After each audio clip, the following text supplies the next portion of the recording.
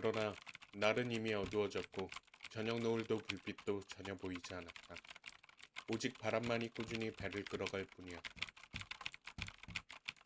노인은 자기가 이미 죽은 게 아닐까 생각되었다. 노인은 두 손을 마주잡고 손바닥에 감촉을 더듬었다. 손바닥은 죽지 않았다. 그리고 그저 손을 쥐었다 폈다 하는 것만으로도 아픔을 느낄 수 있었다. 노인은 등을 고물에 기대어 보고 자기가 죽지 않았음을 알았다. 노인의 어깨가 참기 힘든 고통으로 그걸 알려주고 있었다.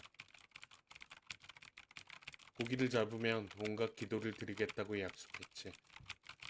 하지만 지금은 너무 피곤해서 입을 열 수도 없어.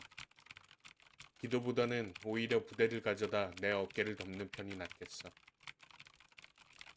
노인은 고물간에 누워 키를 잡으면서 하늘에서 여명이 비치기만 기다렸다. 이제 이 녀석은 반밖에 남지 않았다. 아마도 재수가 좋으면 남아있는 반마리나마 가지고 돌아갈 수도 있겠지. 나라고 행운이 없기만 하려고. 아니야. 노인은 고개를 설레설레 흔들었다. 이렇게 먼 바다에까지 나왔다는 것 자체가 벌써 내 운수를 망치게 만든 거야. 어리석은 생각은 말자. 잠시 고개를 숙이고 묵묵히 있던 노인이 번쩍 고개를 쳐들며 큰 소리로 말했다. 정신을 차리고 키를 잡아라. 아직도 많은 행운이 기다리고 있을지도 모르니까. 행운을 파는 곳이 있다면 좀 샀으면 좋으련만. 하지만 그 행운을 무엇으로 산단 말이냐 하고 노인은 반문했다. 잃어버린 작살, 부러진 칼, 그리고 엉망이 된 두 손으로 그것을 살 수 있단 말인가? 그럴 수 있지. 너는 바다에서 빈손으로 보낸 지난 84일이란 값을 치르고 행운을 사려고 노력했었지. 그들도 거의 내줄 뻔했고 말이야. 노인은 그렇게 말하며 다시 고개를 저었다.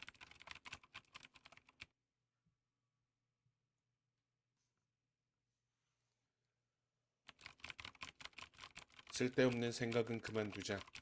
행운이란 것은 이렇게 나타날 수도 저렇게 나타날 수도 있는 그야말로 짐작할 수 없는 것인데 그걸 알아볼 사람이 어디 있을까? 어떠한 모습으로 나타나든 행운을 잡고 싶구나. 값은 부르는 대로 치르겠으니 말이야. 그나저나 어디에서든지 어서 불빛이 비춰줬으면 좋으련만 하고 노인은 생각했다. 바라는 게 너무 많구나.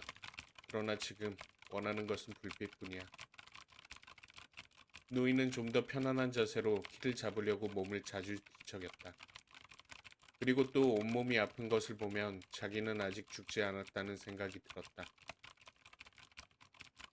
밤 10시쯤 되었으리라고 생각되었을 때 아바나의 불빛들이 하늘에 반사되어 훤히 비치는 것이 보였다. 달이 뜨기 직전에는 하늘이 밝아지므로 처음에는 그 빛을 겨우 알아볼 수 있는 정도의 밝기였다.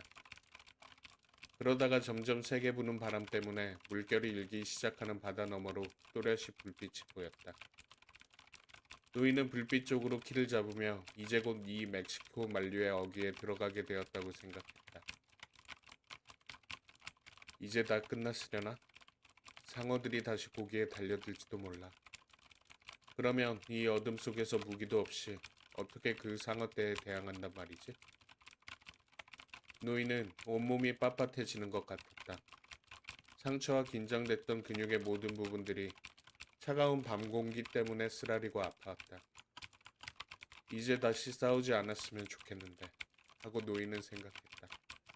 정말 이제 다시는 싸우고 싶지 않다. 노인은 이제 정말 다시는 싸우고 싶지 않았다.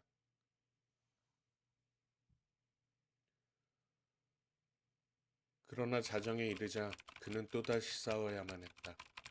그러나 이번에는 노인도 소용이 없는 싸움이라는 것을 알았다. 아니, 승산이 없는 싸움이란 걸 깨달았다. 놈들이 떼를 지어 몰려왔고 그놈들의 지느러미가 물속에서 그려내는 선과 그놈들이 고기를 물어뜯을 때 바라는 인광이 반짝이는 것을 볼 수 있을 뿐이었다. 그리고 놈들이 주둥이로 고깃점을 물어뜯는 소리를 들었고 배 밑에서 물고기를 물고 흔들어대는 것을 느꼈다. 노인은 놈들의 대가리를 내리쳤다. 하지만 그건 그저 놈들의 소리를 따라 육감만으로 내리치는 것일 뿐이었다. 무엇인가 몽둥이를 당기는 듯 하더니 그것마저도 빼앗겨 버리고 말았다.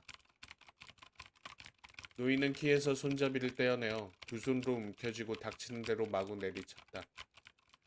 그러나 상어떼는 이제 이물개로 다가와 번갈아가며 또는 한꺼번에 달려들었고 그놈들이 다시 달려들려고 돌 때에 뜯긴 고기 조각이 바닷물 속에서 허옇게 빛나는 게 보였다.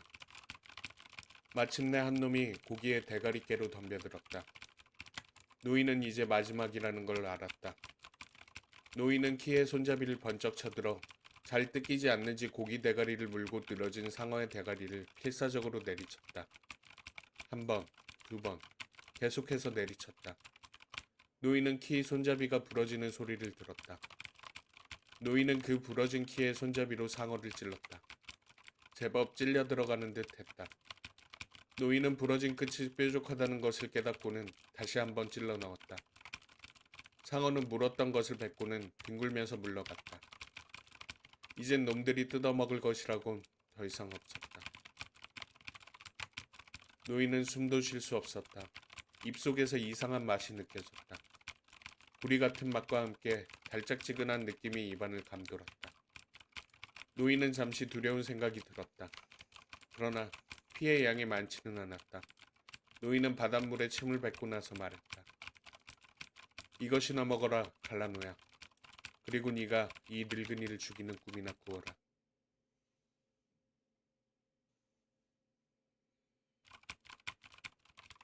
노인은 이제 더 이상 지칠 수도 없을 정도로 녹초가 되어버린 것이다. 하지만 노인은 그런 몸을 가누며 애써 고물 쪽으로 가서 키의 손잡이에 부러진 끝을 방향키의 구멍에 꽂아 넣어 방향을 바로잡으려고 했다.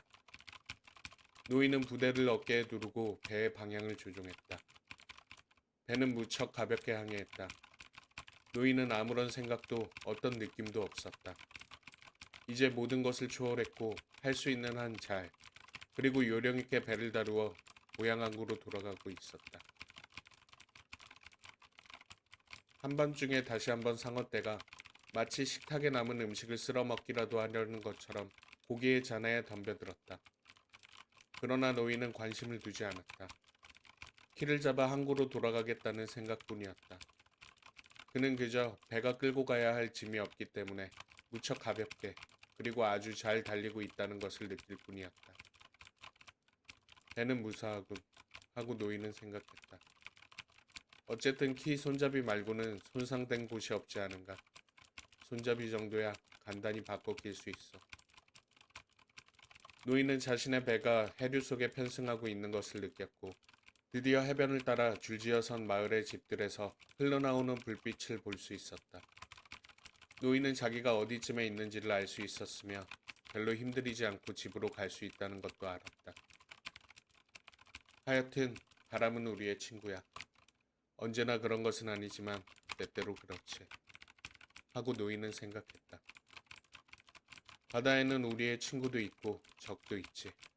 그리고 침대. 하고 노인은 생각했다. 침대야말로 내 친구야. 침대만이. 침대는 정말 굉장한 물건이지. 피곤해 지쳐 있을 땐 아주 편안히 쉴 수 있지. 그게 얼마나 편한 건지 지금까지 전혀 몰랐어. 그런데 도대체 무엇이 나를 이렇게 지치게 만들었지? 노인은 이런저런 잡념에 뒤섞인 머리와 쓰러지기 직전의 몸을 좀 누이고 싶다는 생각뿐이었다. 아무것도 그렇게 만든 것은 없어. 노인은 큰 소리로 말했다. 그저 내가 너무 먼 바다에까지 나간 탓일 뿐이야. 노인의 조각배가 작은 항구에 들어갔을 때 테라스의 불빛은 꺼져 있었다. 모든 것이 잠들어 있었다. 꾸준히 불어왔던 미풍은 이제는 강풍으로 바뀌어 있었다. 그러나 항구 안쪽은 고요했다. 노인은 바위 아래쪽에 조약돌 깔린 조그만 해변에 배를 댔다. 도와주는 사람이 아무도 없었으므로 가능한 한 배를 무태 바짝 대었다. 그런 다음에 배에서 내려 배를 바위에 단단히 묶었다. 노인은 돛대를 내리고 돛을 감아서 묶었다. 그러고는 돛대를 어깨에 메고 언덕길을 올라가기 시작했다. 노인 자신이 극도로 피곤해 있다는 것을 느낀 것은 이 순간이었다. 노인은 잠시 멈추고 뒤를 돌아보았다. 가로등 불빛이 반사하는 가운데 배의 고물 뒤쪽에 있는 고기의 큰 꼬리가 보였다. 그리고 하얗게 드러난 고기의 등뼈와 뾰족한 주둥이와 검은 덩어리같이 보이는 대가리와 그 사이가 텅 비어있는 모습도 눈에 들어왔다. 노인은 다시 육지로 올라가기 시작했다. 겨우 꼭대기 언저리에 이르렀을 때 노인은 힘없이 쓰러져 돛대를 어깨에 짊어진 채 잠시 동안 그대로 있었다. 노인은 일어나려고 애써 보았다. 그러나 너무 힘들었다. 그래서 그는 돛대를 어깨에 맨 채로 거기에 앉아 길 쪽을 바라보았다. 저 멀리에서 고양이가 바쁜 듯이 지나가고 있었다. 노인은 그걸 멍하니 보고 있었다. 고양이는 금세 사라졌다. 하지만 노인은 여전히 그쪽을 바라보고 있었다. 노인은 그저 길거리를 바라보고 있는 것 같았다.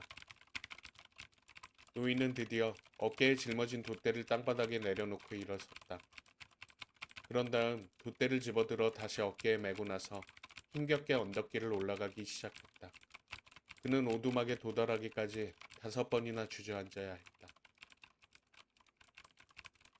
노인은 오두막 안으로 들어가 벽에 돛대를 기대어 놓았다. 어둠 속에서 물주전자를 찾아 물을 마시고 나서 침대에 쓰러지듯 엎드려 누웠다. 노인은 담요를 끌어올려 다리와 등과 어깨를 덮었다. 그리고 두 팔을 쭉 뻗어 손바닥을 위로 하고 신문지에 얼굴을 파묻고 잠이 들었다.